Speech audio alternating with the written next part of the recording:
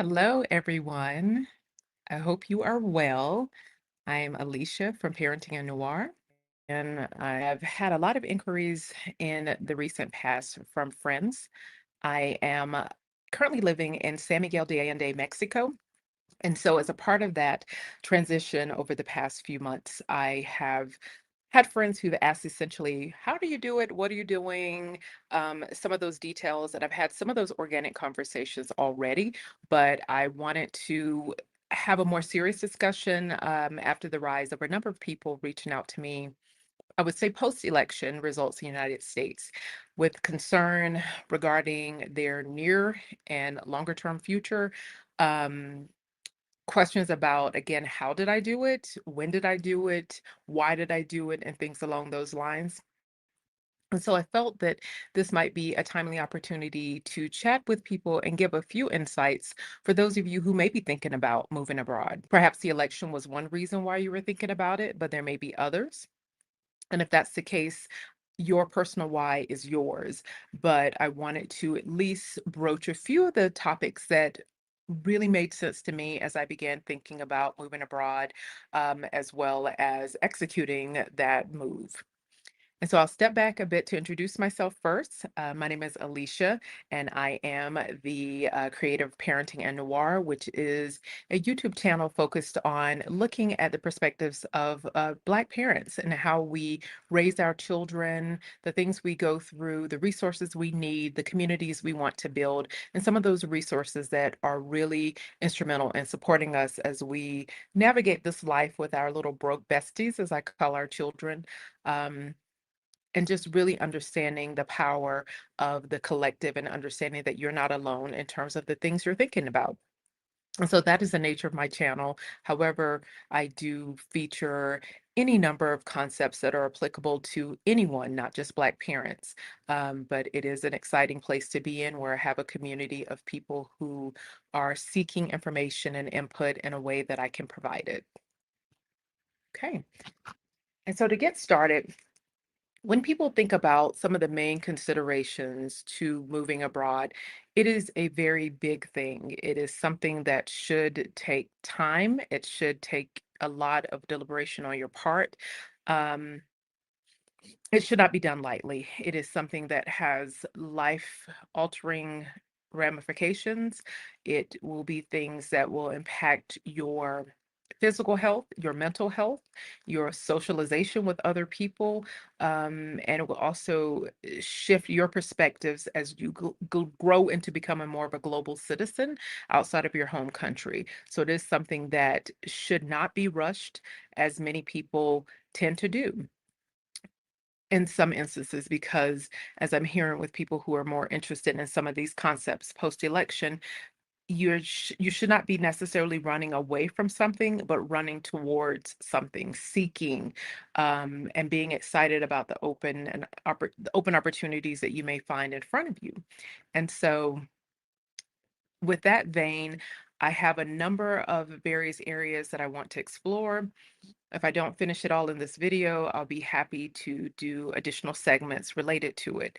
But in the beginning, and this has been a years long thinking process for me, I've wanted to move abroad since I was in college. I saw numerous abroad opportunities and never had an ability to really lean into doing them. And because I didn't in college, I thought to myself, okay, well, it's a little too late to do that. And so as I went into my young adult years, I really leaned more into the workforce and getting gainfully employed, going to school, doing all those things, and not necessarily thinking about living abroad as an entire concept, but more sampling in it through traveling. And so throughout my 20s and 30s and beyond, I've traveled relatively extensively. I've traveled to Africa, Europe, Latin America, Canada, and North America and other places such as that. And each country I visited, I realized I enjoyed learning about new things and new people and new ways of living and doing business. Each opportunity presented me with friends to meet at that moment, whether they became friends for just that particular trip or journey, or they may have been friends that were longer term. but it has provided me with an opportunity to really be excited about engaging with people outside of my own culture. And that has been tremendously um, enriching, a growth opportunity for me, and really did whet my desire to continue to move forward in the direction of being abroad. And so, as I have grown my family, got my education, and done things like that, I have grown my family and really thought more about, well, what does living abroad look like? And is it a concept that is more difficult, if not impossible, to do once you start to bring in spouses, children, and others into the equation? And so I would say, even as I became more interested in the idea, I continued to find reasons as to why it wouldn't work out, and essentially kept that pattern for quite some time. Then, of course, 4 years ago, the pandemic occurred. And through the pandemic, I really thought, okay, moving abroad may be crazy, because then what happens if you're shut out from your home country? And how do you weather the storm? And things like that. And then, as I saw how the US handled the pandemic versus other countries, I thought to myself, perhaps it's not quite so bad being in other countries, and seeing how they handle their systems in the world. And so the idea again came to the forefront from the pandemic on. And I also began looking online more intentionally around different countries. And so I started joining Facebook groups where I would connect with either a country or a particular city if they did have a large enough population to have Facebook groups. And in doing that, I was able to really get a chance to recognize that you can learn from people who have been there, who are there, who also really want to be there in terms of the lays of the land, so to speak, in terms of a new city, country, and things like that. And so I really started to lean more into researching and exploring different country options. I joined groups such as the Exodus Summit, which is a group that is geared towards Black women who are interested in international travel, living abroad, and other concepts. I've joined the Nomadness Travel Tribe group, which is an expansive multi-thousands of groups, just like the Exodus Summit, that have travelers that constantly post about their adventures, and there are questions that come. And so it was an opportunity for me to start to be a fly on the wall in terms of people's own travel experiences and their learnings, their successes, their challenges, and all things in between. And through those sorts of things, it really did hammer home to me that there are communities of people out there. There are people who look like me, who are traveling and enjoying it and living and creating entirely different lives than perhaps what they had envisioned at any points in their origin story. And so it continued to stoke a fire in me, and to really fan the flames in terms of wanting to lean more heavily into it. And then, as I mentioned before, with Exodus Summit, I joined Exodus around 2022 when I stumbled across their annual summit. And through that, it talked about things like move abroad, money, and how do you do this, and what are some of the things that you can put in place to make what seems impossible much more possible. And through the 2022, 2023, and now 2024 Exodus Summits, I've continued to gain a lot of insights into what relocation takes. The things you need to consider in advance, the things you need to figure out when you're on the ground, and then more importantly, how do you pivot at any points when the plans you have turn into not plans, because things just go a bit awry. And recognizing that, again, there are people who are doing this, have done this, and have blueprints related to it. And so I really became more intentional around the 2022 to 2023 timeframe, and thinking about this as a possibility for me and my family. And so fast forward to earlier this year when I made the decision to begin my own consulting work. And so that meant leaving a company that I've been with for almost a decade and branching out on my own. And so while that was tremendously scary, and I can't negate the fact that it was scary, it also provided me with something that sometimes is really critical if you think about moving abroad, and that is location freedom in terms of your employment. Often companies that are based in the US want their employees in the US. You may have to go into the office any number of days if you work. Whether it's hybrid or in person all days of the week, some will allow you the opportunity to look at remote work, but it may be conditional remote work, or it may be if you have been with the company for a very long time and they're able to agree for you to work there. And so having that location independence allowed me to say, okay, well, I don't necessarily have anyone who is holding me back in terms of getting permission from an employer. And so I began making all the methodical steps to do the move abroad, which included doing tours of the city as well as other cities that I was interested in, just to get a sense of whether they would work for me. And so it was a process of, again, a lot of online research, talking to people who had done it, as well as doing on the ground work. And I'll talk more as I get into some of these main considerations around why that's so impossible, or so important, rather, um, as a part of this process for considering any of these types of international relocations. And based on the experiences of being on the ground, meeting with people in the community while we were here doing tours, I was able to really see that particular country or that particular city through the eyes of people who live there, and to get some of the tips they had in terms of how they consider their relocation. And that was really helpful for me as I considered moving the process forward. And ultimately, it came down to me making the decision to do the move abroad and ultimately executing all of the various aspects of work related to getting that from an idea to reality.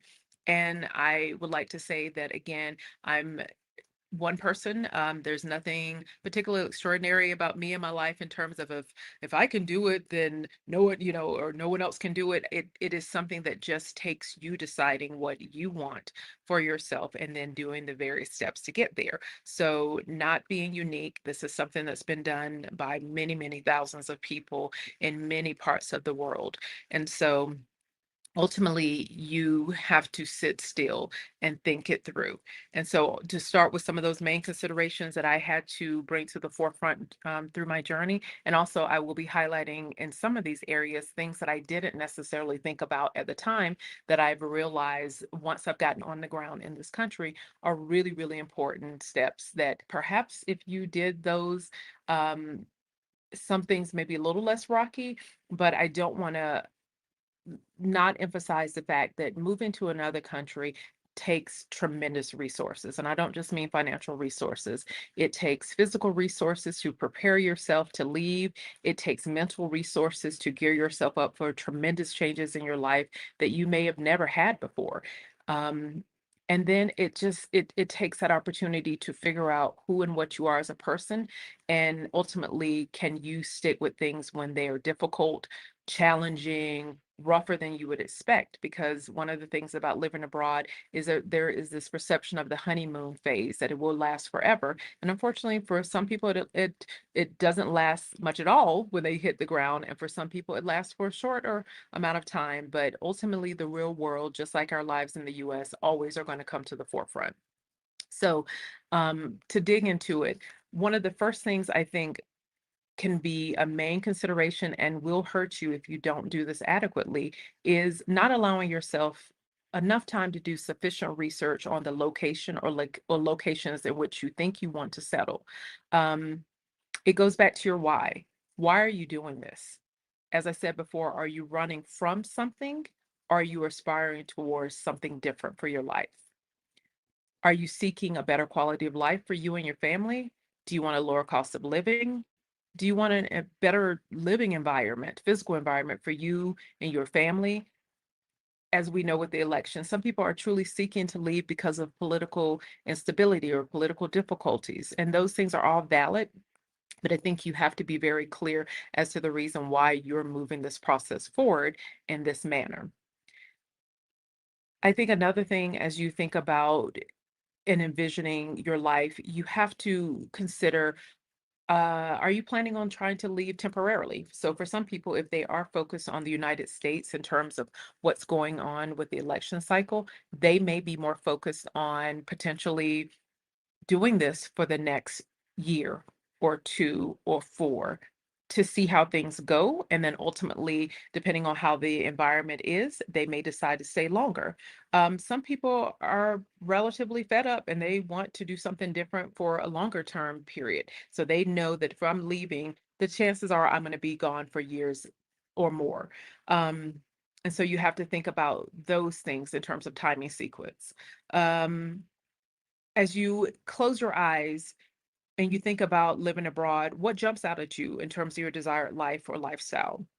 If you're a beach person, being in a city or remote area that's not surrounded by water is probably not going to fit your needs. If you're a city person, on the other hand, being somewhere where it's really hot and humid and there's not much to do other than laze away on the beach is also probably not going to be a good fit for you. So take a moment to fantasize what you see in terms of the place you want to live in, and then potentially start watching YouTube videos for potential countries or cities within a country if you already know specific locations, and really think it through in terms of hearing about people's experiences.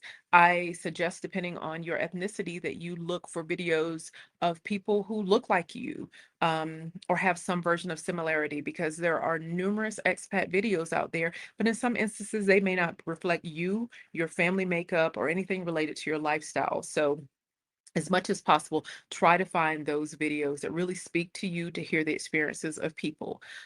Be sure to attend to the high points and the low points of what they say about their adopted country, and not necessarily to ignore some of the things that people indicate are really, really serious challenges and concerns, because they are on the ground and likely are experiencing those things. Um, as you think more about what your mind's eye tells you in terms of locations, consider, what are your deal breakers? What are the things you must have? In some countries, for instance, having central heating and air conditioning is not a concept. And so if you're one of those people that's like, I cannot live anywhere where I don't have air conditioning 24/7, the flip of the switch, I have heat and it flows throughout the house without any issues, you may struggle um, being in a place where you have a lack of access to those types of resources.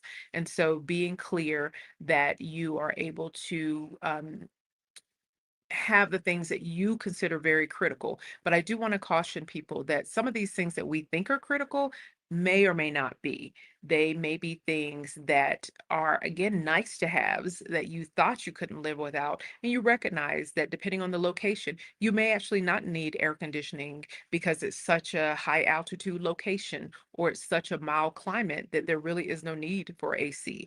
It may also not get hot enough that you need heat. And so the recognition that you can live in places and be more flexible in ways that you didn't think were possible, are aspects for you to consider, but at least have a short list of the things that you think are deal breakers, and then potentially figure out if they really are those sorts of things.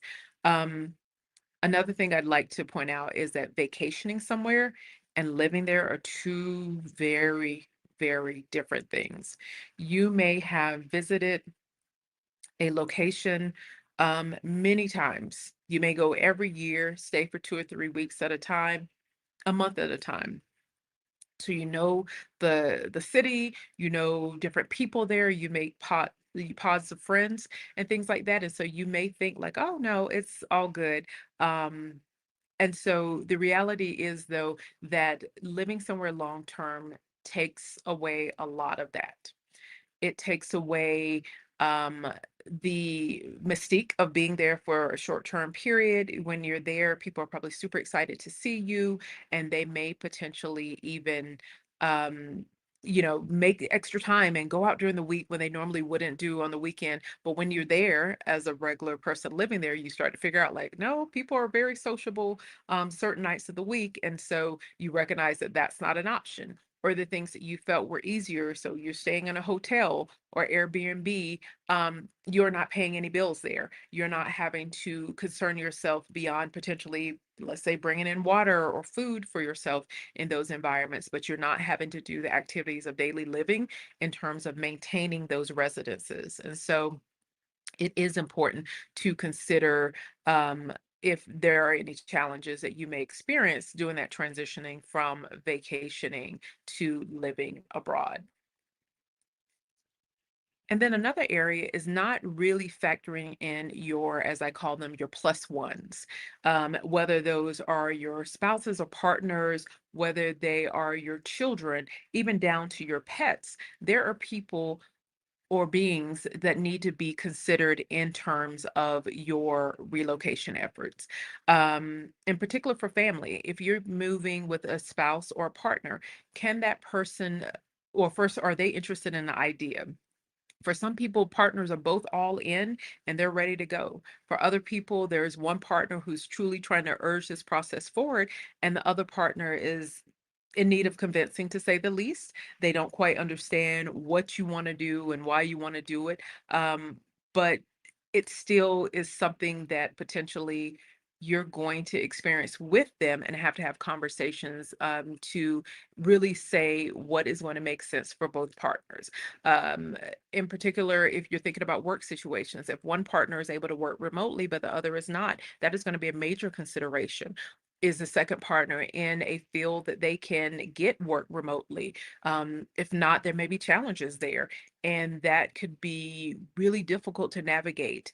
Some people have said, well, we'll live on one income if that's possible, because one thing to think about in other countries is that people who are in those countries um, generally going to have a lower cost of living. For instance, in the United States, there are probably very few countries that many people probably are gravitating towards that would have a much more expensive um, cost of living, but they are definitely out there. And so I don't want to discount that. But it could be that if you're going to a place that costs less, that you and your partner can exist on one income, or you can exist on one income and a partial income, or something along those lines. So it may not be a true deal breaker in terms of one partner not being able to do it work wise. There may be concessions, and I'll talk a little bit more about the financial front in just a moment. Additionally, a very, very important aspect of this is children.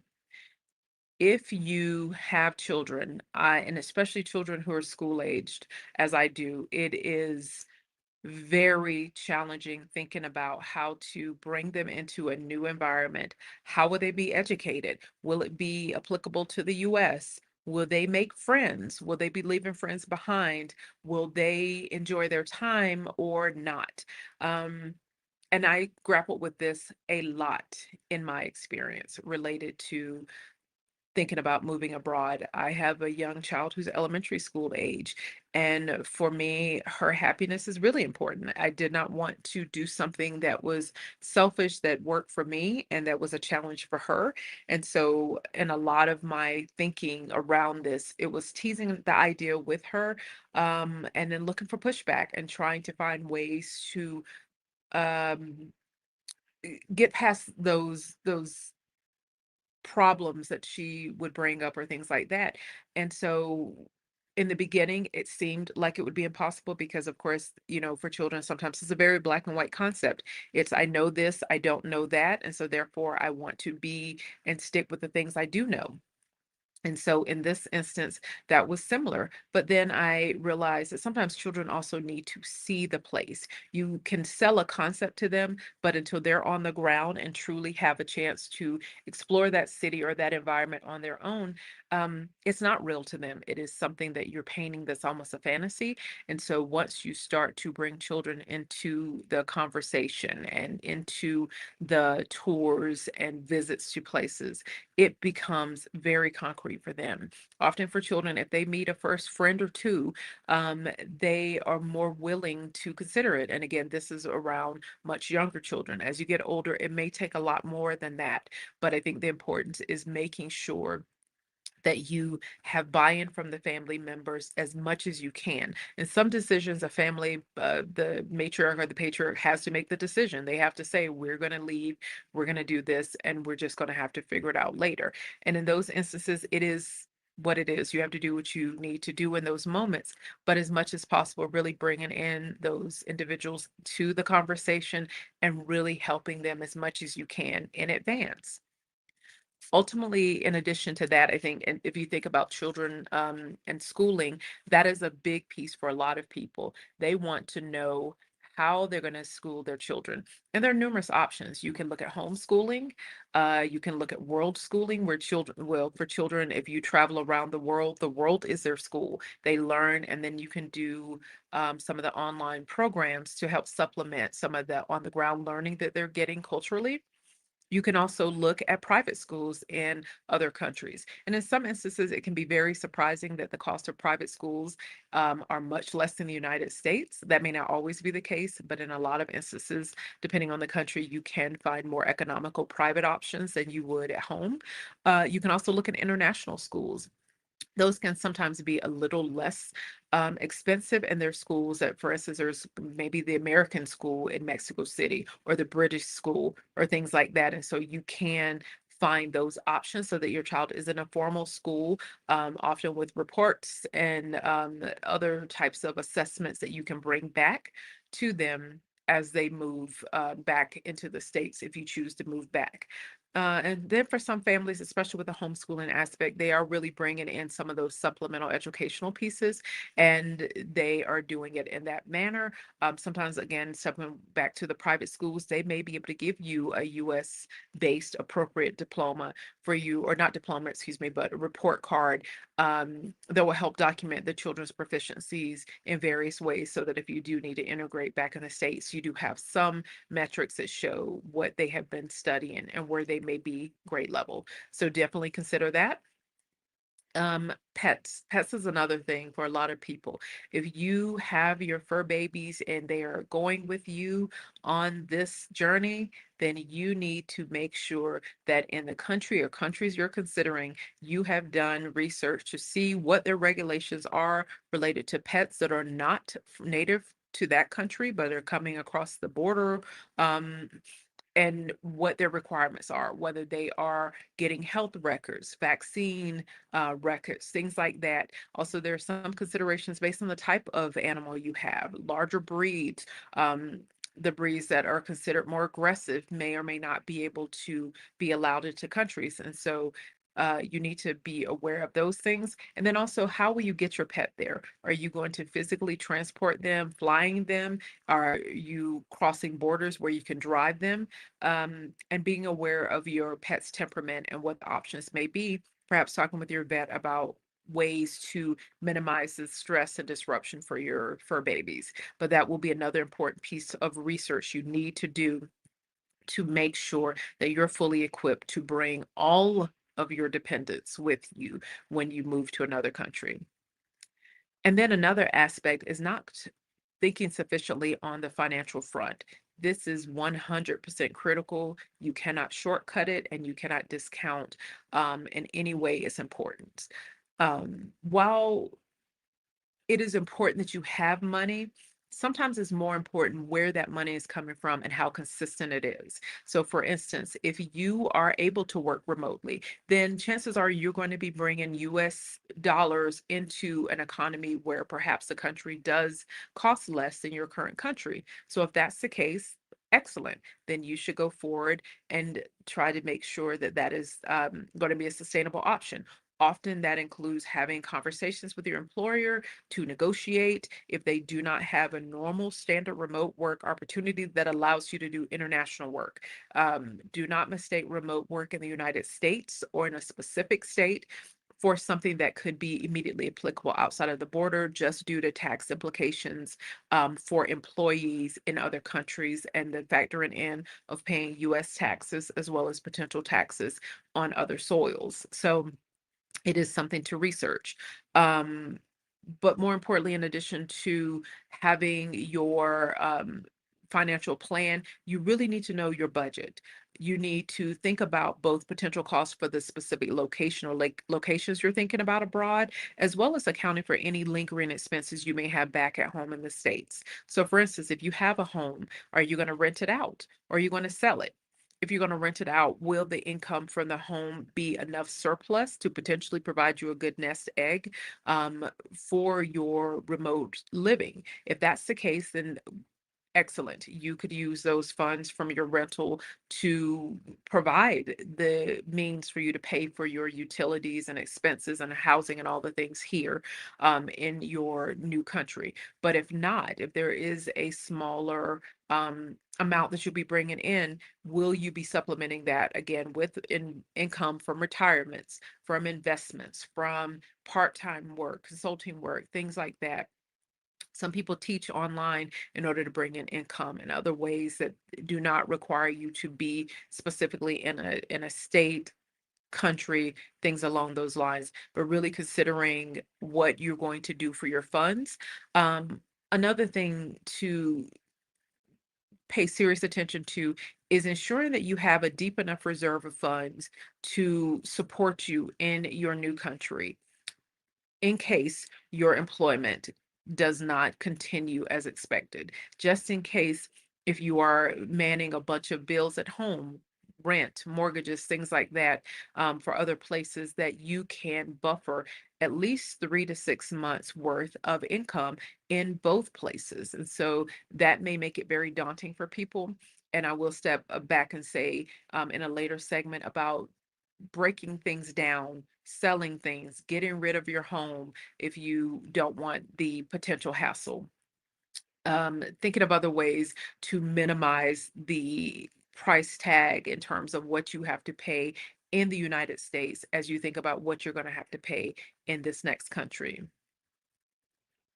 Um, and again, very important to have that reserve because at a minimum, you need to be able to purchase a plane ticket or other travel option to get yourself and any of your plus ones back home if needed at the very last minute. So essentially, think about the highest price flight you might have to pay for out of that place times whatever number of people or pets you may have. And so having at least that amount is going to be critical, but I think minimum, not the best option in this case. Going back to work, if you're going to still be working, making sure you have reached out to your employer to confirm that you can continue to do this through your current company. As I said before, there are very important tax implications and liabilities. Um, if they are not supportive of this, you may want to consider looking into various remote work opportunities that may be feasible in your either area of work or skill set. And so your job title as a part of remote work may look very different than the one you currently have here in the States. But if work is applicable or something adjacent to things that you are interested in or know something about, you may be able to find some viable income that way by considering a fully remote first type of company or those that have a lot of international bases. And so they may be a parent company that's in the United States, but as long as you can find them that they have subsidiaries in other countries, they may be more interested in you joining them in that particular country that they already have a presence. But these companies also may be willing to allow you to go into a new location because they're accustomed to all of the various tax processes in getting set up in countries. So that is something to also consider in terms of thinking about employment. Um, and then another thing that may be a cheat code for some of you who cannot find a W-2 employment type of job that will allow you to transfer is consider doing consulting. As I said, I created my consulting business earlier this summer. And there may be companies that will be more willing to bring you on as a vendor or a contractor to do the same work that they would be hiring you to do as a regular employee. The benefit for the company is that they are not paying taxes or anything. They're not responsible for your health benefits, your retirement, and things like that. As a contract employee, you're responsible for all of those things. And so, setting aside funds as you're getting paid from your consulting gigs are going to be really important so that come tax time, when you do your taxes, you're going to be able to pay all of those taxes that normally would have been withheld from your jobs. So that could be an opportunity to support you in terms of working remotely and not having to be concerned about finding employers that you have to coerce to get you into this lane. I will caution those who want to be a W-2 employee, a regular employee with a company, and have heard about VPNs being a magic cure-all in terms of, oh, use a VPN and you can work remotely anywhere. I have a very, very serious caution related to that. Um, any number of people in some of these travel groups have reported having been found out when their employers became aware of their location. I think especially major employers are probably aware of the different popular VPNs and what their IP addresses look like. And so you may think that in a VP using a VPN is going to mask your presence from your employer. And in some instances, it may. If you're with a smaller entity, perhaps less seasoned IT department, it may be fine. But in some instances, again, with larger employers, they're going to be a little bit more savvy and maybe doing sweeps. And I found in some instances that some VPNs just will not work with certain sites. They just don't flat out work. So you have to be aware that you may think that you can game the system and work abroad in a country. And people do this. So to be very clear, some people do this, but just recognizing that it does come with a potential for being fired, unfortunately, from your employer for withholding information and not reporting where you are. So be really clear, cautious about using VPNs.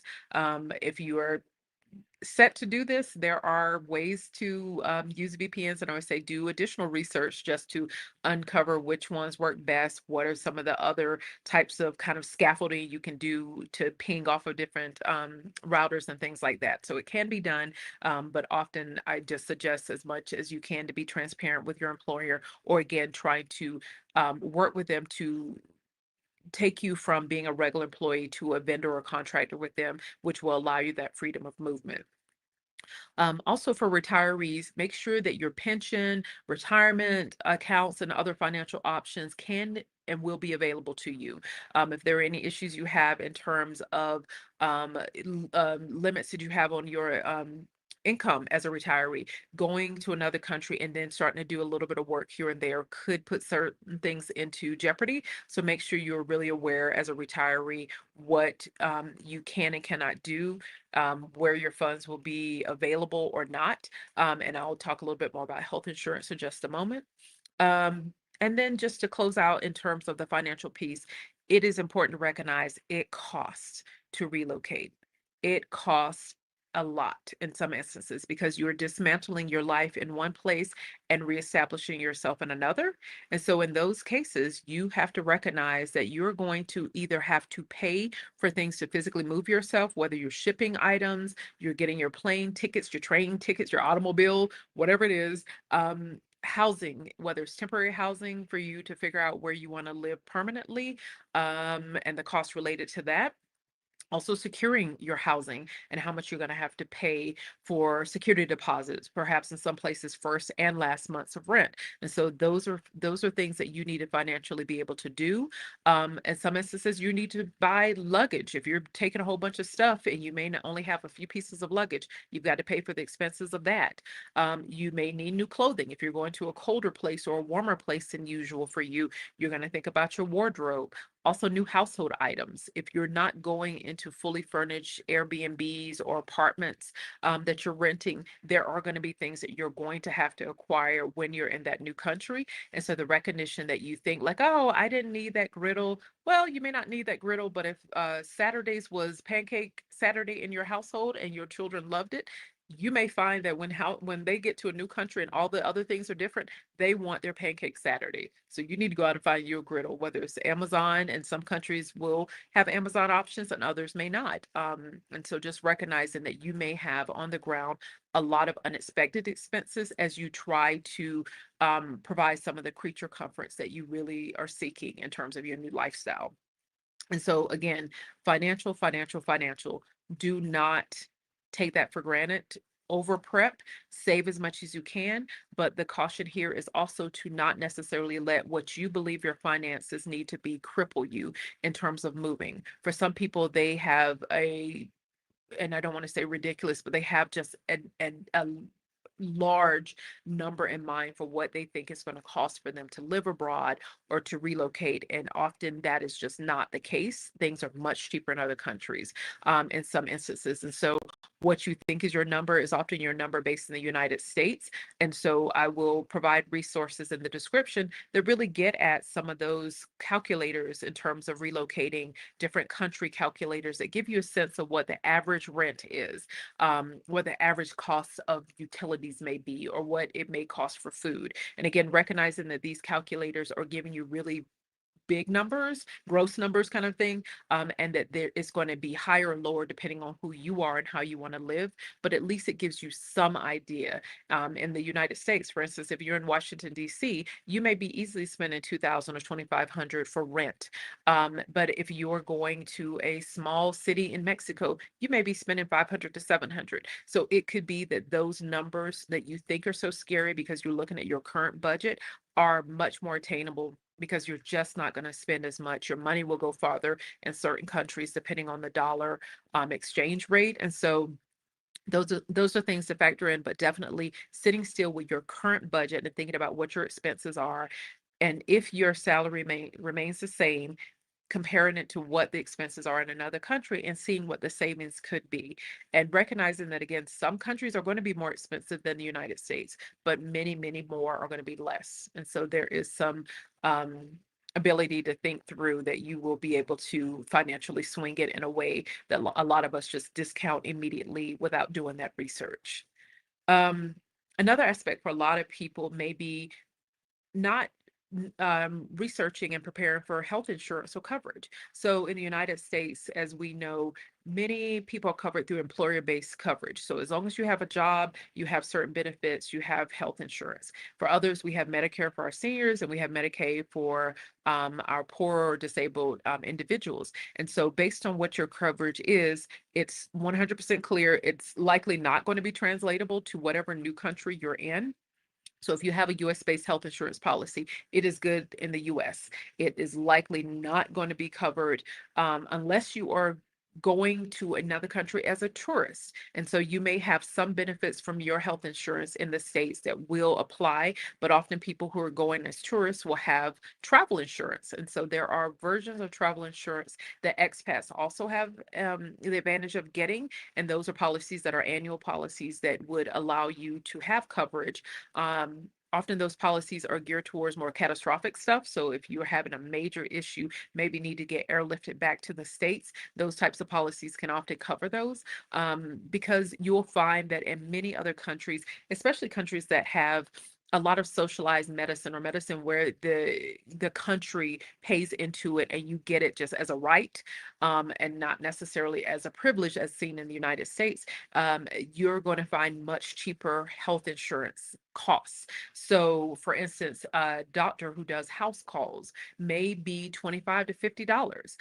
In the States, for some of us, that's our copay, and that's not the cost of the full health appointment that you have. And so for many people, it is very affordable to pay out of pocket for their health insurance just because the costs are so much cheaper. If you need to see a dentist, the same thing. The coverage may be very minimal, or not the coverage, but the cost may be very minimal. And so you may find that when we think about health insurance in the United States, many of us are crippled with the idea of not having coverage. And often I've seen in the various expat groups that I've been in, that's the first question people have is, oh my gosh, how do I get health insurance coverage? What do I do? And things like that. And then of course they'll hear from a lot of other expats or locals that these are the benefits you could potentially have, especially if you're a resident in countries and not necessarily a tourist. But outside of major health challenges, heart attacks, strokes, things like that, that really are emergencies. You got to have it handled. You may be in the hospital for an extended time period.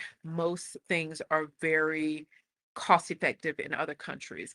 And it sometimes takes being there for people to really recognize how much we pay in the US and how little other people pay for the same things. And so that includes prescription drugs. And so you may be on a very expensive prescription drug in the state, but then when you get into another country, you're like, oh, okay, this is like $3 for what I would have paid 50 or $60 for back home. And so you can find that there are a lot of costs that are lessened in that way. Um, and so to keep that in mind. I would always say if you can, have a credit card that has a decent limit on it just in case, because most places are pay to play basically. So if you need help, you're going to have to pay in the local currency or they'll accept credit cards. And you could be denied service if you do not have those funds. And so if you do not have those funds in your account or someone to wire it to you, having a credit card is a way to be able to make a payment for health services that you need that go beyond kind of those minimal costs, those kind of routine things. So that would be a recommendation, if possible, to at least have one credit card that you keep that is your in case of emergency card that will have enough of a limit that will allow you to be covered. Um, Also, if you are a resident of the country, you can potentially apply for the country's healthcare coverages. And so you can have the kind of basic coverage that's in the country, or you could potentially pay for more higher tier private care. And so those are options as well, that you would have the baseline coverage that's provided to citizens and residents, but then you would have access to, again, higher tier, higher quality coverage. And so you could explore kind of that supplemental coverage for you. Um, and that way you can upgrade and feel like you're getting what you need.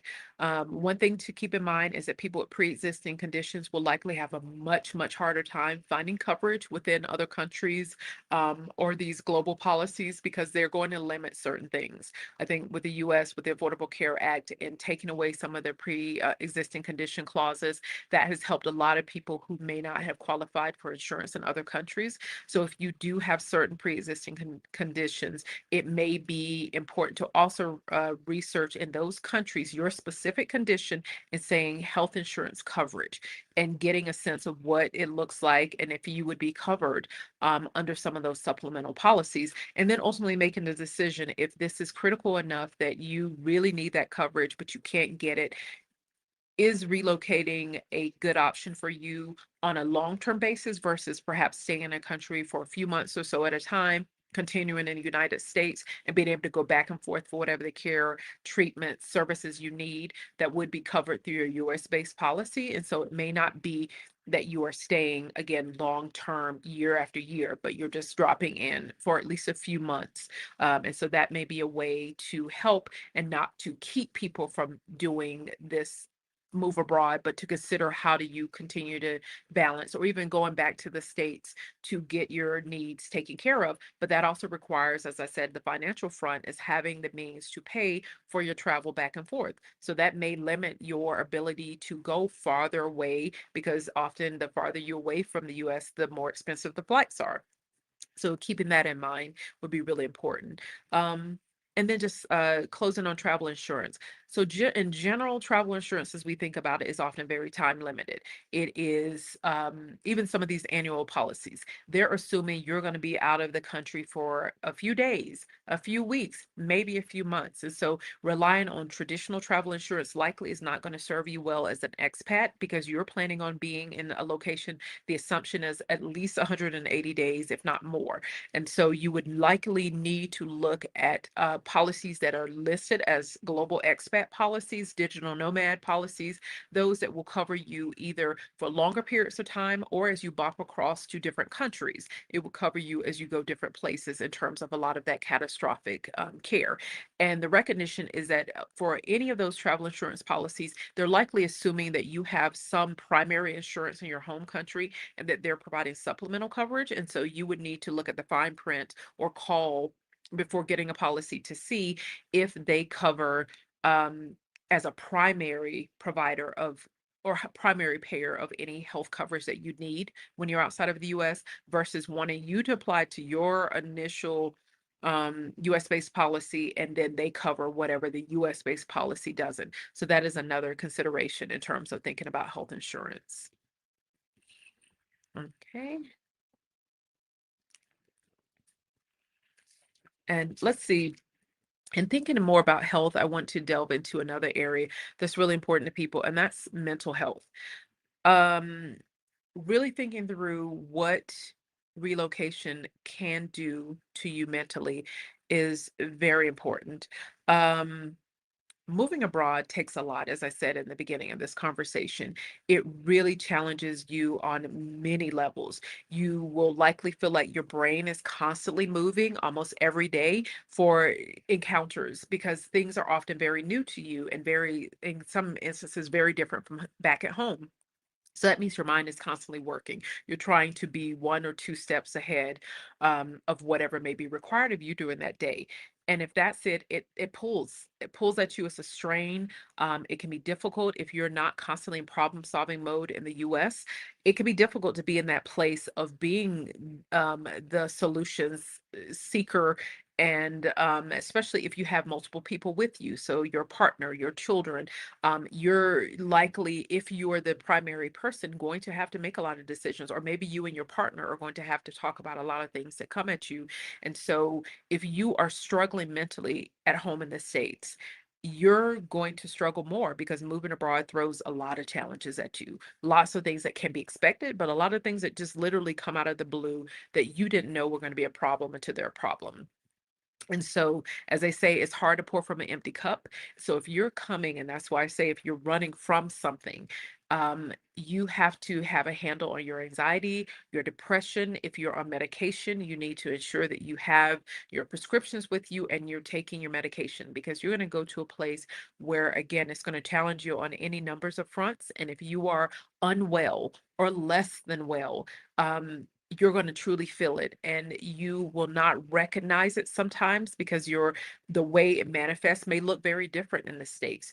Maybe at home you were just be exhausted and stay in bed all day. Well, here you may not have that ability to do that, so you may be really cranky and really moody with people, quick to be angry, and that's just a manifestation of how you're feeling internally. And so you need to be able to get a sense of what your baseline already is, so that when you start to see differences in yourself, you recognize, like, oh, I'm not coping well right now. I might need to think about things or do things differently, and figuring that out. I do say as much as possible, and I've had a number of videos on my channel already about therapists and finding therapy and how important that is to help ground you physically and mentally in terms of who and what you are. And so I do want to underscore again, it may be helpful if you are in the States and you know you're struggling with things around anxiety or depression, to try to plug into someone, to begin talking to them, again, seeking medication if needed, in advance, so that you can at least buffer yourself. Because then when you get into the country, you already know that you are working towards feeling and being better. Also, you may want to seek out support in your new country. Often, because of restrictions and licensing and things like that, they may not be what we consider a classic mental health therapist, because if they're stateside, they may not be able to operate when you're in another country. But you may find people who are called life coaches or other types of coaches, that they may have done that work in the States as a licensed individual, but in another country, they're providing those services in a way that you may say is unregulated, but it is, that they are able to provide those services in not an official capacity. So there may be opportunities to still be able to affiliate with someone who can support you through your mental health journey, and then finding physicians in those other countries to help you with medications and things along those lines. And so, keep that in mind. And then if you have access to countries' health insurance, you may be able to find practitioners in those countries that can also support you. And so just make sure that you keep your mental health at the forefront of your thinking as well, because you will not recognize how difficult it can be to make transitions, especially if this is your first time moving abroad, you've never done this before. And again, no matter how much you've extensively traveled in the past, living somewhere and vacationing are not the same. And so being kind to yourself and recognizing that it's going to cause you to be challenged, you're going to feel away, but it's okay. And I'll talk a little bit more about community in just a bit and how important that is. But to delve into another area of importance, sometimes people don't take into account or even understand the potential length of time or complexity of looking at visas in countries or citizenship requirements and processes. If you are thinking about moving abroad, you are likely leaving the tourist terrain, which is what allows people to come in and out of countries. You may get a temporary tourist visa that will allow you to be in a country for a certain period of time. In some instances, it could be 30 days, it could be 60 days, it could be up to 180 days or so. Um, and so that's very different than wanting to do residency. And the recommendation often is if you're thinking about making this a more permanent move, that you lean towards doing residency along the lines of either being a temporary resident or permanent resident. Well, if you do that, there are numerous requirements that differ greatly across countries. And so if you do have a top country or countries you're thinking about, go into the website, put in that country's name in and send residency process and looking at what options those countries have for residency. And then starting to think through, like, okay, for some of these, it could be a really relatively quick process. And for others, it can take up to a couple of years, as I've heard from some people who live in Portugal and have applied for their residency. And so it is a good thing to consider because the US passport apparently ranks about eighth globally, meaning that with a US passport, you can enjoy visa-free travel to almost 200 countries around the world. And these can be countries that are either completely visa-free, meaning you get your flight and then you get there to the country. Others are visa on arrival countries. And so you can explore those as an option. But again, those are generally geared towards tourists.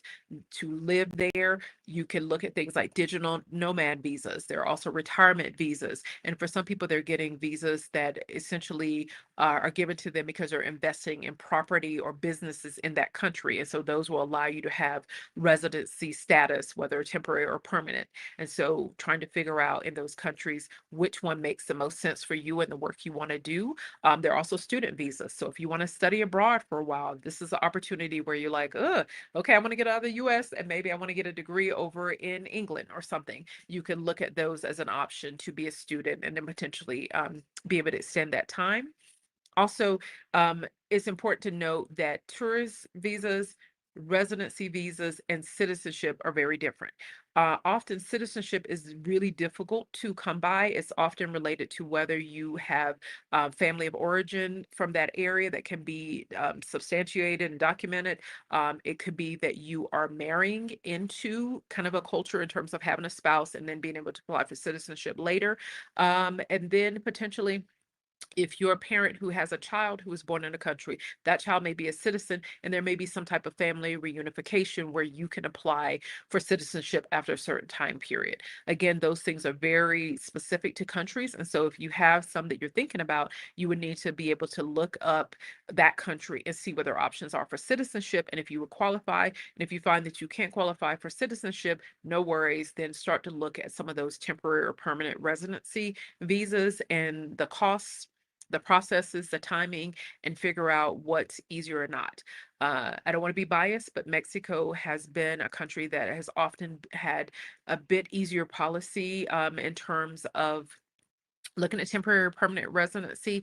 It is generally based on financials. And so if you can prove that you either have a current checking savings account, investment accounts, retirement funds that have the amount that they specify, and it changes each year, the minimum amount for a 12-month period, often if you're looking at accounts, so savings, retirement, those things have to have been solid for 12 months, showing that minimum amount balance. And then if so, you could apply for temporary or permanent residency. Temporary residency may be a few, tens of thousands, but often a permanent residency is going to be something along the hundreds of thousands that you would have to prove that you have in the bank. So looking to see what those requirements are. Mexico also has the ability that you would start your residency in the United States by visiting one of their consulates, and you have often a choice of consulates. You can have one if you have it in your home state and go to it. If you don't happen to have one in your home state or that one doesn't have appointments, you can look at other consulates around the country that may be taking appointments. Some will minimize traffic by only allowing people who are from their state to go to their consulate. So be clear about whether you want to go to one in DC or Georgia or North Carolina, and whether they will allow you, if you don't live in that state or territory or district rather, to be able to go. And so you would start the process there, providing all of your financial documentation, your passport, doing all of those things.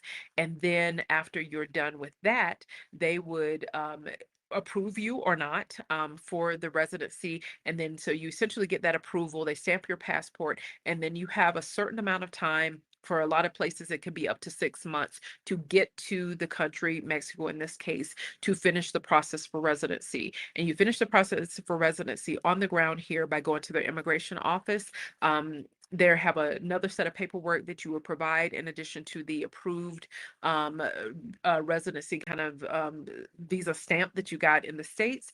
And then if approved at the immigration level at the state, then you get your residency card. And so with temporary residency, that's good for 1 year and you can renew it. And then I think you renew it up to 4 years. And then after that fourth year, you can apply to be a permanent resident. Whereas if you get approved to be a permanent resident, there is no renewals needed. You are just, once you get your card at the local immigration office, you are a resident, you're good to go.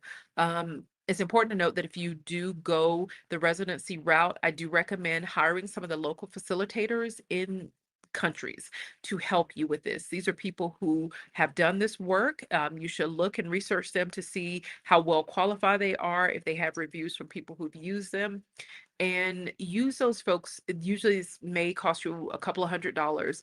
And while you may think, oh, well, I can do this on my own, unless you're fluent in the language, you have time for bureaucracy, you have time to potentially go back and forth because you make mistakes on your documentation or you don't have something they need. The facilitators in those countries know exactly what those immigration offices are going to be seeking from you in person. They make sure you have it in advance. They often will get the paperwork for you once you give them the details that are asked in terms of the questions.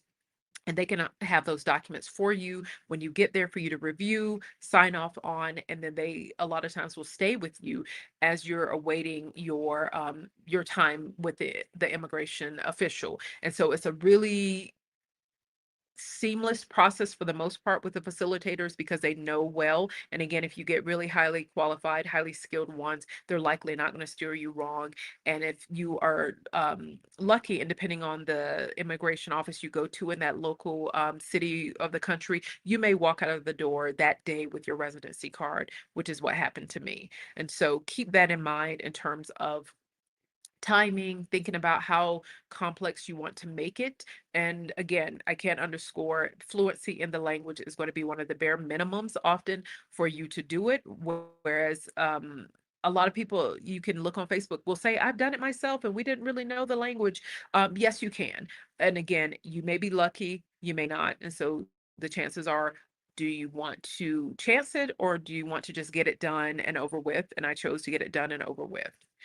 So keep that in mind in terms of thinking about the visa process and what may be included. And a few more things, and if there are any questions, please feel free to send those in the chat. But another thing, as I just talked about the language, is sometimes people do not factor in how difficult it can be to navigate or manage the language barrier, especially if you're not fluent in a language that you may be needing in the country that you're thinking about moving to. For instance, my Spanish is, and I love to say un poco. I studied Spanish for a couple of years in high school, a couple of years of college, but that was a long time ago. And so my knowledge, some words will pop out at me, but a lot of times I'm like, wait, okay, what? Like what? Um, and so you have to be aware that once you move to a country, you're no longer protected by the bubble of a hotel you're not protected by the bubble of Airbnb hosts who may give you a whole booklet full of things that are helpful for you to know. And so you really have to start to navigate really up close and personal with people in those countries, whether it's utilities providers, other service people, technicians that you may need for things in the house, whether you're renting it or buying it. And if you can't communicate, you have to figure out how to do that. For some countries, it can be easy to connect if you have apps such as Google Translate or other things on your phone. And so you can kind of go back and forth. You can stumble your way, a lot of typing and trying to figure out what they're saying. Some of them, if you just hit the microphone, you can talk into it, they can talk into it, and it'll interpret it for you. But you have to recognize that you have to be able to have good cell phone reception in those areas. Some places may not have it. And so, can you actually do that? I would suggest using sometimes the speaking option for it because I think we will sometimes make assumptions about people's literacy levels in different countries.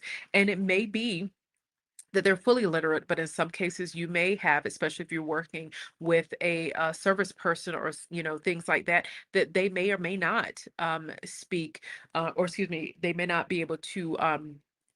Read as well as you would expect. And so you're just shoving a phone in their face and they're kind of looking at you and not necessarily able to communicate, like, I can't read what that is. Let me see if I can help you in another way. So trying to figure out how to communicate with people in a way that doesn't make them uncomfortable because they can't communicate back to you.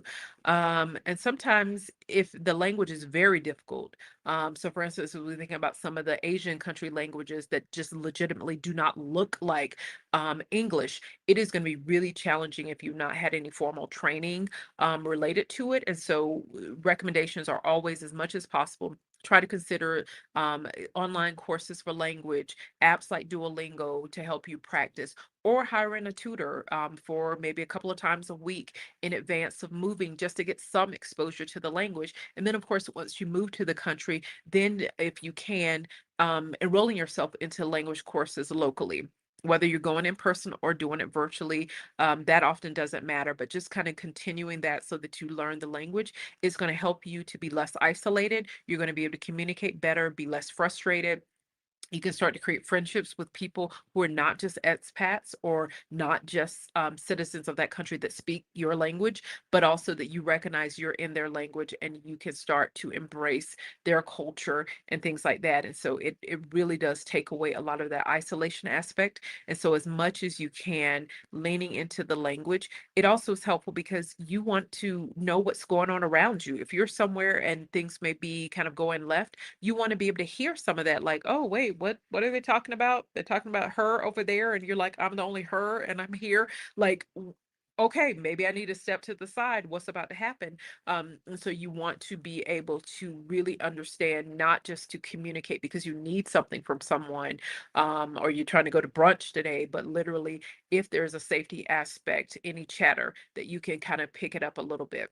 And so that would be helpful.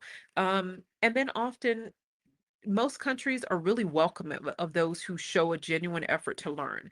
So if you are bumbling and stumbling over your words, they're going to have a smile for you and kind of lean in, like, what do you need? Again, if you're shoving your phone in your face for the app and things like that, they're going to likely take a breath, help you try to navigate. And in some instances, when I've traveled throughout Mexico, I'm literally kind of looking up at something and they're like, do you need something? You okay? And so it could be that people are jumping in really quickly trying to help you, but that just could be the places and the people and how warm they are. That does vary depending on the country. Some people are very, distant, standoffish. And so you may not have people that look at you like, do you need anything before you have a chance to speak it? But as much as possible, just continue to practice, practice, practice. A smile goes a long way when you are trying to get help. Learn the words, excuse me, help. In addition to the greetings, good morning, good afternoon, and things like that. And then you can move forward. And even when you make an outrageous mistake, sometimes people are still going to be willing to help you. So keep that in mind. And then, with that being said, language is going to be a buffer because people cannot sometimes factor in the difficulties with cultural barriers. Again, you don't know what you don't know in another country. You also have to be very careful not to bring what I call our stank entitled American perspectives into some of these countries, especially countries that may have had some influence with colonization and things along those lines. And even if you are not one of what we call the colonizers, you are still coming from a place in which that kind of energy and spirit exists. And so you want to make sure that you're not bringing your elitist attitudes of, well, in America, this is how we did it. And my God, I can't believe you all behave that way or do things this way. And I have to be vulnerable and transparent in the sense that in my first few weeks, I did have a lot of that. Well, in America, we did this and I can't believe, why don't they have online this or that? Why do I have to go somewhere to pay a bill? Often I was having those conversations with other expats and not necessarily to some of the local Mexican citizens, but I had to step back and recognize it was elitism. It's me coming in and saying, well, in the US, this is how we do it. And obviously it's vastly superior. And so I'm expressing my frustration, and it's not fair to those people in the country. You're coming to them. This is their traditional way of life in some instances. There's technology in some places, not so much in others. And ultimately, yes, you can feel a way, you can be frustrated, you can even express it. But I think it is the looking at people as if they are less than, or the way they operate, their cultural practices or things like that, are inferior to the US, that can be really problematic. So really kind of checking your ego at the door in terms of your expectations. And then truly, again, and this goes back to joining some of the Facebook groups so that you can start to talk to people who are in those places, because you really want to know, what does life look like in the adopted city? What are some of the day-to-day norms that may be outside of what you're accustomed to in at home? For some people, they're very courteous. If you don't start by speaking to them, but if you immediately jump into a question, you're going to turn them off. Something as simple as walking down the street saying, buen dia, buenas tardes, whatever it happens to be at that time, to people, just a smile is it goes a long way. People think you're rude if you're not. And so just recognizing some of those things and how you would normally not do it. So let's say you're from some of the northern states, you don't talk to people. You're walking by them and you're like, what business is it of mine? What you have going? Oh, it's none.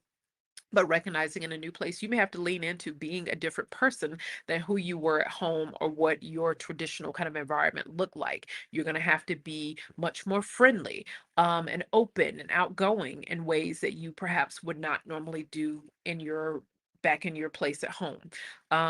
Also, if you're used to a fast-paced life and a really microwave expectation around things, as I said, services, processes for how you do baking, other things like that, that just are different in your other country, you're going to struggle with that, but it doesn't mean that you won't come out better on the other end. But recognize it, especially in the early days, it's going to feel very difficult, and it may feel very hard, and challenging, and to recognize that it's okay, again, to feel what you feel, but to lean into, okay, let me pull back how things used to be done for how things are here, and accepting that.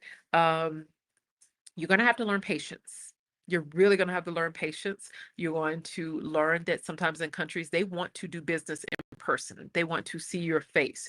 You're an entity online, and especially if those countries have a lot of issues with financial security in terms of people taking information or creating accounts, they may want you to come into the office so that they can physically verify you are who you say you are, seeing your passport or your residency card, verifying those things so that you can create a bank account or apply for credit cards or things like that. You may have to go in person to pay your electric bill or things like that, especially as a resident or a tourist, if you don't have a credit card that is recognized in that country. If they only want local country credit cards, you may not have that. And so if that's the case, you may physically have to go into an office. And so because of that, you need to figure out, can you make your day of it? When you go to the office, is it going to be a quick process? Is there going to be a long line? Is this going to be an hours long process? And adjusting to it, and just making sure that you can essentially kind of just say it is what it is, and move forward without being utterly frustrated. Because I think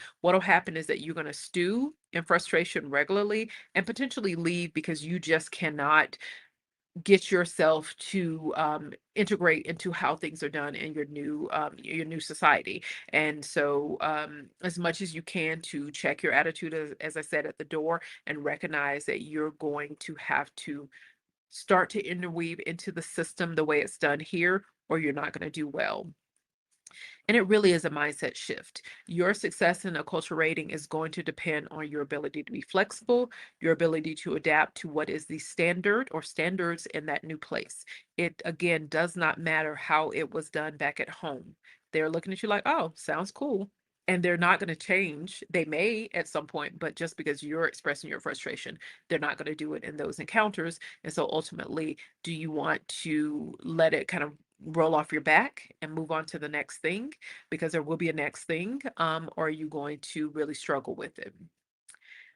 And then another couple of areas that are really important in terms of consideration is inadequate preparation for your go, the go cycle. So you've done all this research, you've tried to figure everything out, you've gotten the visas, you're good to go. And then it's time to start to move forward into, we need to get ready to go. Get on a plane, get in a car, do something. Um, you're going to literally uproot your life, and you have to decide if you're going to bring some of your things, or you're going to try to bring all of your things, better known as overpacking, or potentially nothing at all other than your suitcase or suitcases that you have with you. Um, but if it is the latter, in terms of nothing, I will say, do not negate the power of having some creature comforts from home.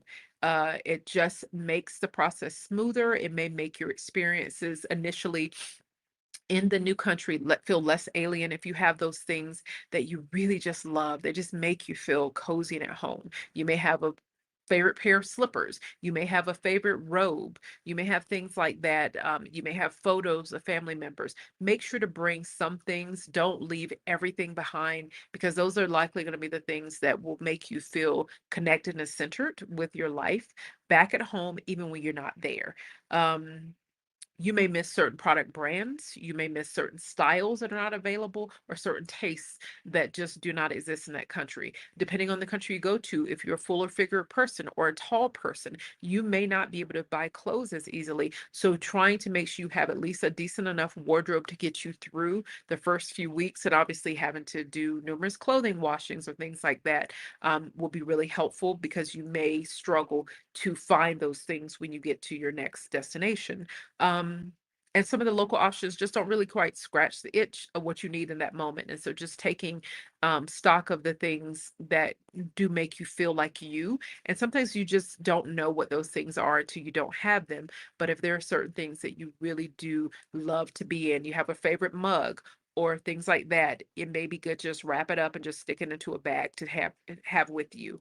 Um, but recognizing that you, in addition to bringing things with you, especially things that are really difficult, if not impossible, to find or replace that you need, um, keep that in mind, because then you're likely going to be fantasizing about those.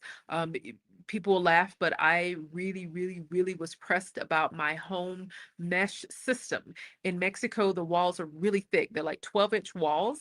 And so I struggled with the Wi-Fi system here. While it was supposed to be high speed, it did not reach the second level of where we're staying. And I was super frustrated. So if I didn't sit in one corner in the upper area, we may not get service. The television was constantly buffering. And so I didn't recognize that I wanted my mesh routers. Yes, I could have purchased those in Mexico, but I thought, I have the ones that I love, that I paid quite a lot of money in North Carolina when I was there. Let me go ahead on when I come back and bring those with me.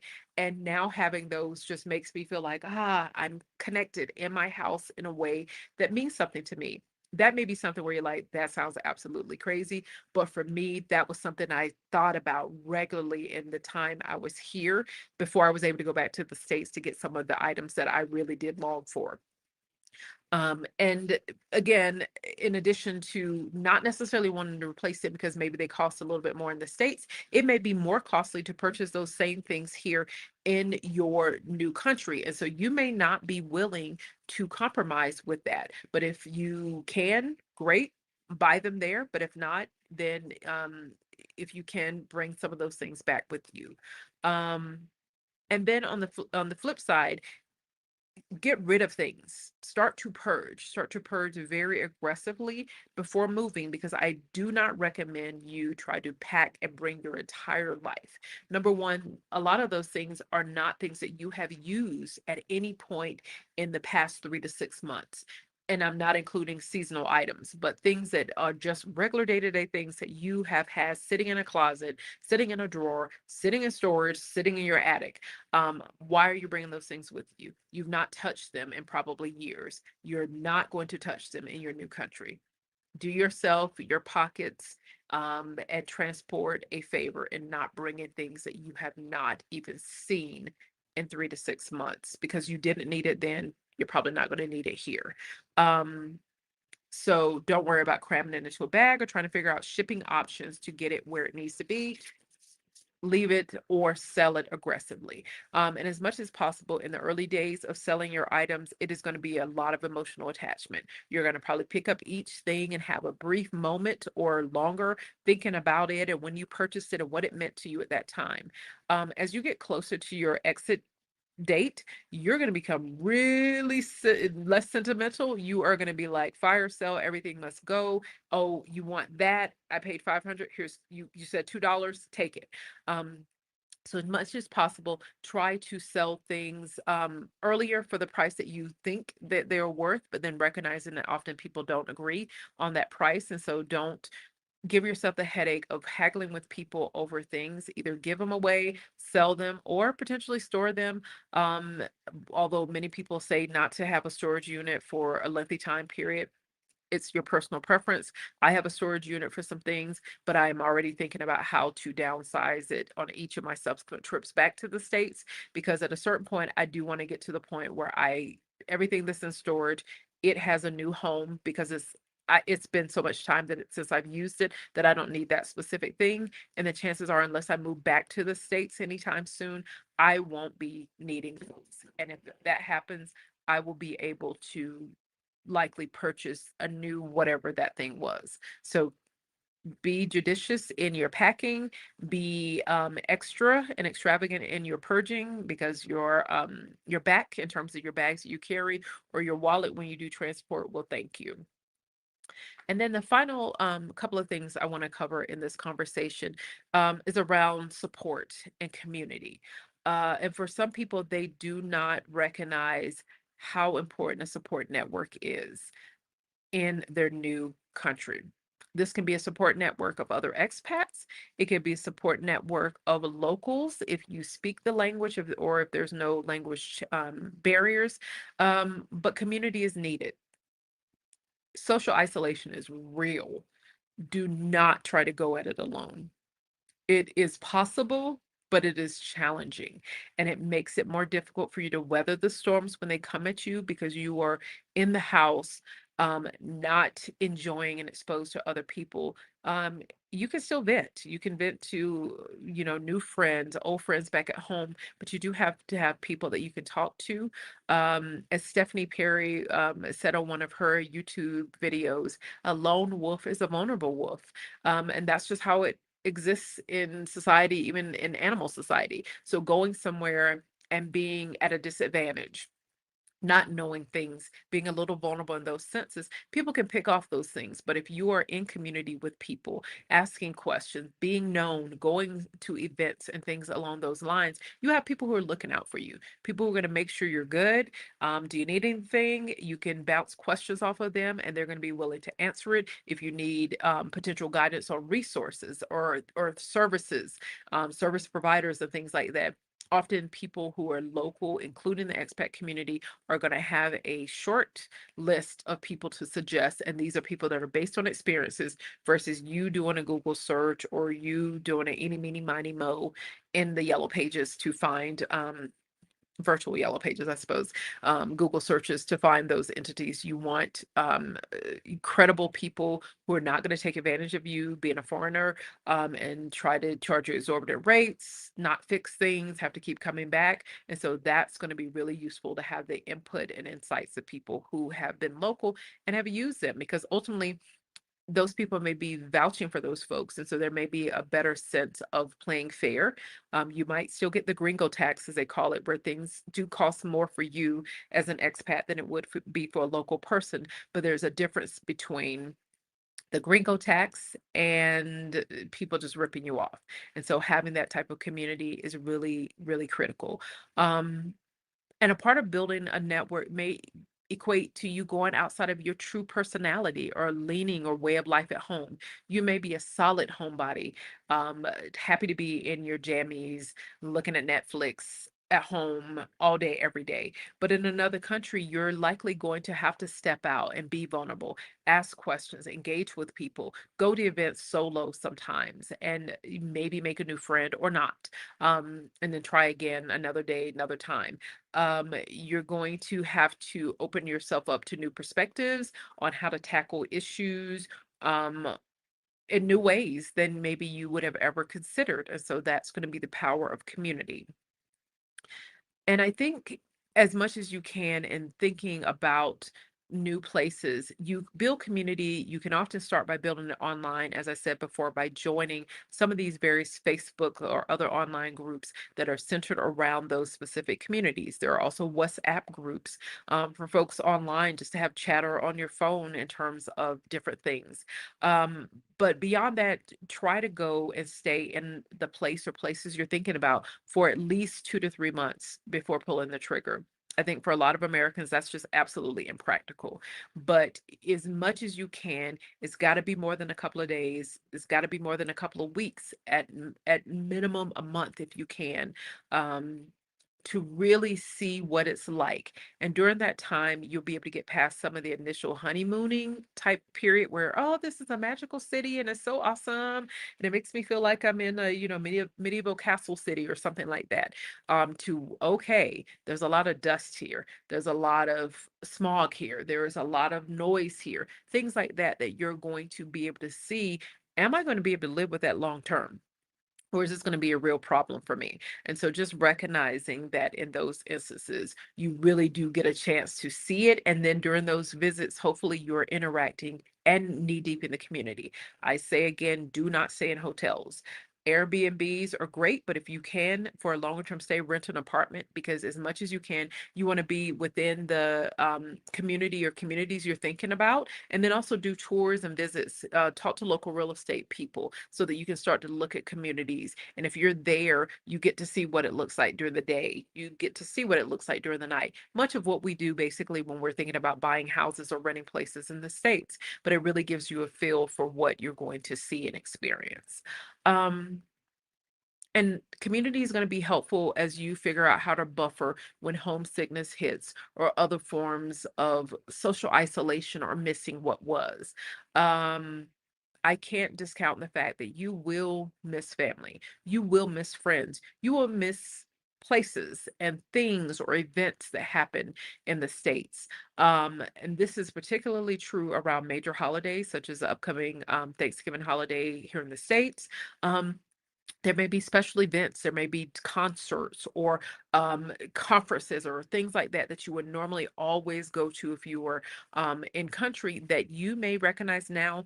I'm not going to be able to come back for that just specifically for that thing. I can't afford it, or it's just not worth my time. It doesn't line up with my schedule. And so you start to have to realize that there's going to be a lot of nostalgia for what things used to be, and now trying to figure out what your new path is. There's really not much that can be done around those feelings. They come in waves. Sometimes they're more, um, they will hit you more strongly than others. But when you have community and when you also have a solid communication plan with family and friends, maybe you want to do FaceTime. Maybe you want to talk on WhatsApp.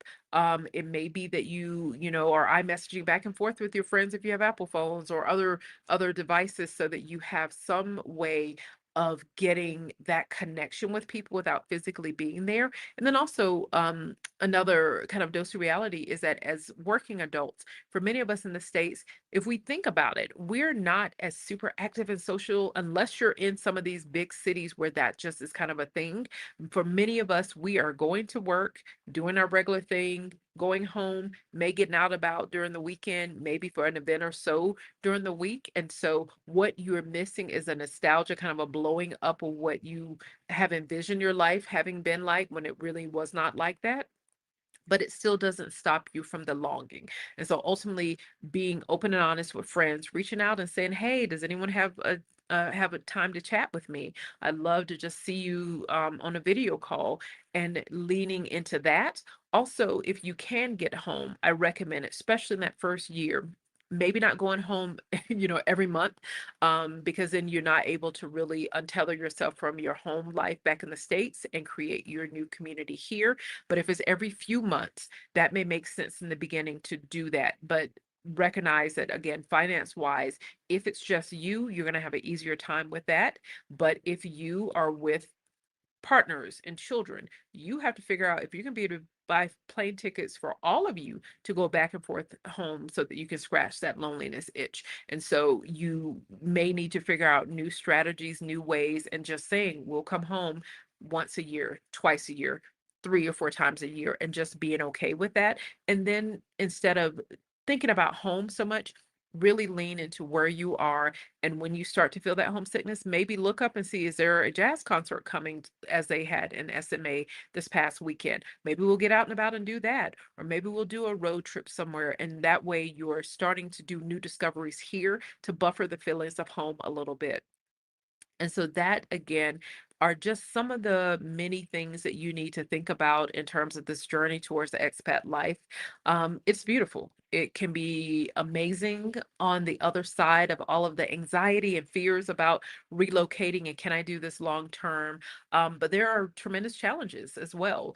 As you get settled, again, as I said before, things can be done very differently in another country, and you are not going to always have sunshine and roses, but you have to decide if the new place fits you well enough.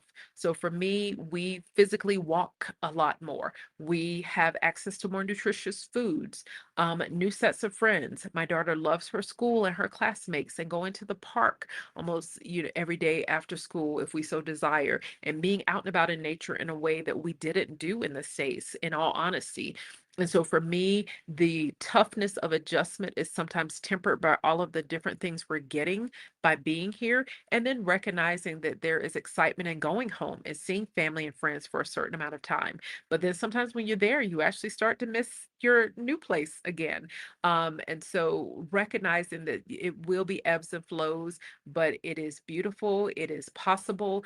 If I and my family can do it, you absolutely can. And so there are numerous resources online.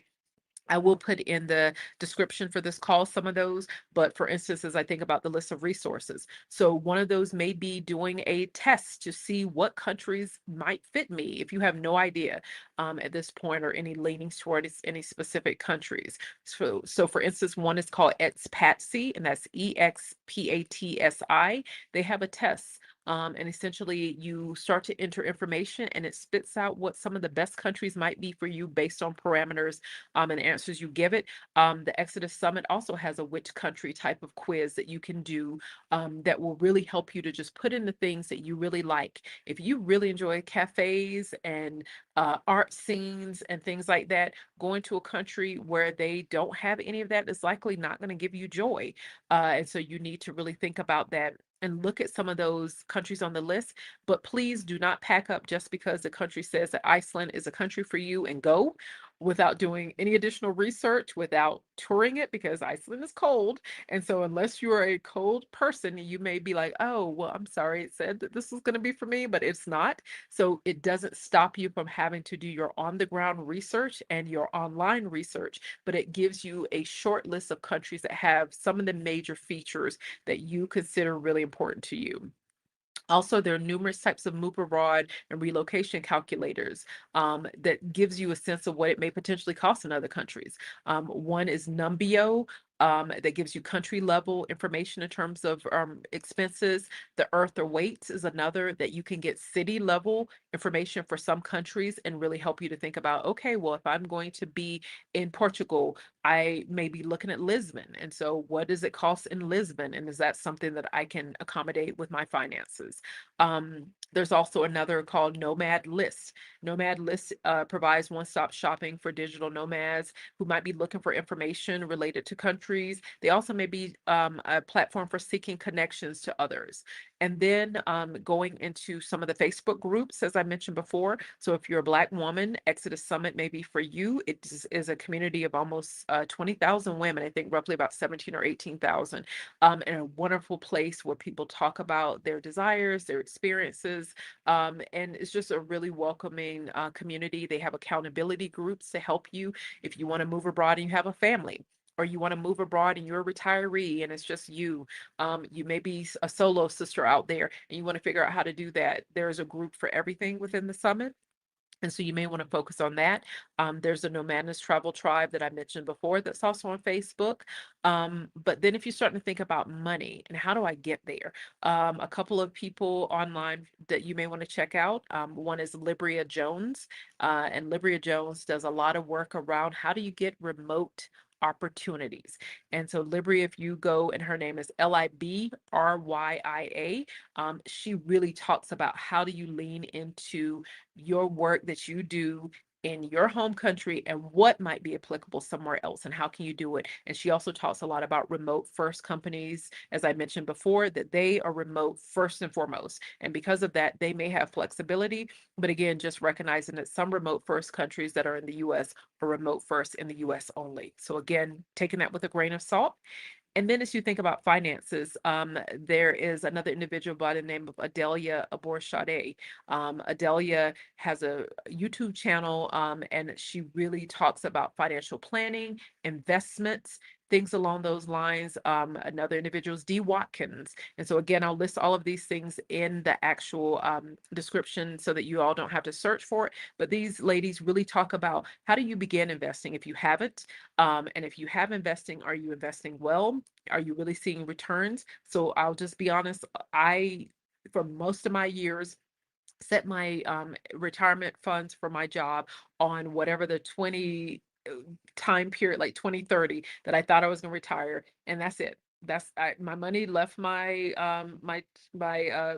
paycheck and it went into that account and I never thought about it. I didn't look at it. I just wanted to see if the balance was increasing and then I cringed when it decreased, but I didn't have any active anything related to it. And so talking to people and making investing less scary, talking about high yield savings accounts. And so for a lot of us, as we are in other countries, we want to see our money grow faster. So having high yield savings accounts are going to be a good vehicle for you to put your money in and actually start to see it appreciate. If you're a little bit nervous about the market, I always recommend at least having the high yield savings account. Um, and so that will be super helpful. And then finally, Rashida Dow, who is a one of my business coaches who has a group called From Burnout to Bliss. She was really instrumental in making and helping me and other women in the group see that how we were working in toxic jobs was killing us, that we were giving it our all, being the good worker that most of us have been born and bred to be. And companies take advantage of that, and you are constantly giving your best, and they're still treating you as if you're not, and you will experience burnout. And so, how do you move from being in toxic jobs and being in a place where you feel like you're stuck to recognizing what options you have for either leaves of absence, sabbaticals, which could be used for you if you want to think about moving abroad, but testing the waters by doing a sabbatical for a few months up to a year or so. So that could be another vehicle for you to move this process forward. So ultimately, leaning into all of the various types of resources that are online. As I said in the very beginning of this, it took me a long, long, long time from the time I was 19 years old and first saw my study abroad pamphlet. The desire has been there, but it has taken me to almost age 50 to actually make it happen. So your dreams can still occur at any point. It may be longer, or and you may feel like it's going to be a never, but ultimately it's your decision for do you want to make this move in your life and giving yourself a chance. As I told many family and friends, there's a revolving door, meaning if we go through this door, we can always come back home. We can always start over in another country and try it there. And so necessarily, um, thinking of leaving and coming back is not necessarily, it's not a failure. It is just what you need to do in that moment to be what you need for yourself and your family. But if you do have that kernel of desire, whether it's stemming from the election results and how you feel about it, I salute you, because it's an amazing, amazing thought. It is an even more amazing decision, but it will take being methodical and thoughtful about it. Do not run away from anything, because the chances of you feeling like you're floundering and not succeeding, and I use that in air quotes, in your new country are greater if you've not done the research to see if it's a fit, to see if you're able to buffer the storms financially, mentally, socially.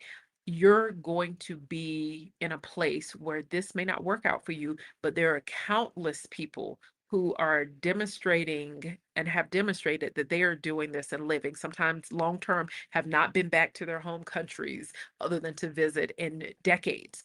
So we're out here. Many of us are resources. I am happy to provide any assistance I need, because there were so many numerous scary moments I had, especially as a single mom with a child, and figuring out how can we do it, because when I say we, it's me, but making sure that I'm good and she's good. And so I had to be very committed to intending to do this, but taking all the steps to be prepared. And ultimately, even with preparation, sometimes things still fall apart, but there's beauty in recognizing that you didn't have a plan B or C or D, to help you out. And so it is my desire to be that resource. Apologies for the very, very long video. Hopefully, I'm going to chunk it up into segments so that if there's something you're looking for, you'll be able to find it and fast forward to it. But I really appreciate the ability to talk about our personal experiences. I'll do more of this just to help people. And if anyone wants any more individual assistance where you really want a thought partner and a one-on-one planner, I am happy and willing to do that service. I will provide my contact details also in the description so you can reach out to me. It is less daunting when you think you have sounding boards of people to say, oh, does this make sense or not? But otherwise, the online universe is limitless and you have numerous opportunities in front of you. And so again, I'll provide the links to a few of those, but I believe in you, just like I believed in myself. And sometimes you have to bet on you. And if this is something you truly want to do, I think you will be amazing at it. Take your time, figure out where you want to go, and then fly. All right, everyone, have a good night.